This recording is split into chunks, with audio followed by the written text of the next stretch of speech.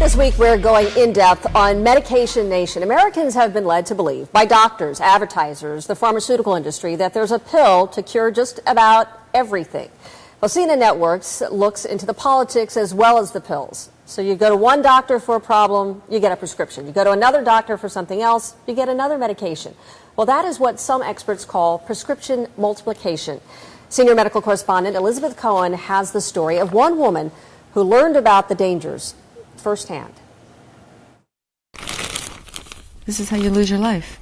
For me to see this, just brings back the 10 years of suffering. What went wrong? Alessandra Rain says too many doctors, too much medicine. It started when Rain had trouble sleeping. Her family doctor prescribed sleeping pills. A few weeks later, she developed bronchitis, so a pulmonologist put her on antibiotics. Then she had a rapid heartbeat. A cardiologist gave her medicine for that. And it didn't end there. Depression soon followed. A psychiatrist prescribed antidepressants.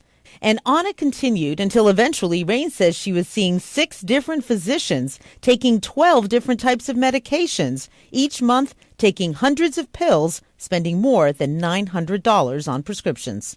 But you just take them without thinking. They just become part of your day. According to the Kaiser Family Foundation, Americans spent more than $234 billion on prescription drugs in 2008, nearly 6 times more than in the early 1990s. The average American fills 12 prescriptions a year. When you're on 20 drugs all at the same time, you'd want to question whether or not that's really necessary. The general direction has been keep adding. Add another drug and another drug and another drug. A trend, he says, is dangerous. Rain now runs a company that helps others taper off their prescription drugs. She says her tipping point was when she realized, despite all the new medications, she wasn't getting any better. And I just kind of looked in the mirror and I was pitiful. My skin was gray. I was real emaciated. And I just said, I don't know who I'll be off all these pills, but I got to find out. Elizabeth Cohen joins us live now. Boy, Elizabeth, that is an amazing story, that woman's story.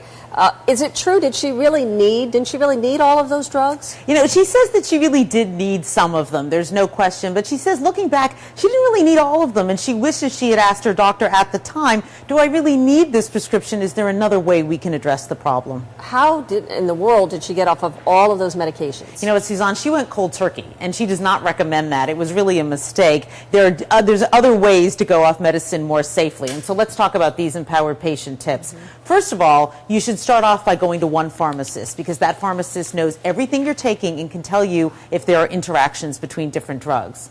And secondly, here's what you also ought to do, is when you're prescribed a drug, ask, what's the exit strategy? And what I mean by that is say to the doctor, will it be tough for me to get off this drug? And if so, how are we going to get me off of this drug? And thirdly, ask the doctor at every follow-up visit, do I still need this drug? Sometimes the doctor prescribes a drug for you to take for, let's say, a month or 2, but you keep taking it because maybe they forgot to tell you. So every follow-up visit, say, do I still need this? All right, Elizabeth Cohen, great advice. Thank you very much. Thanks.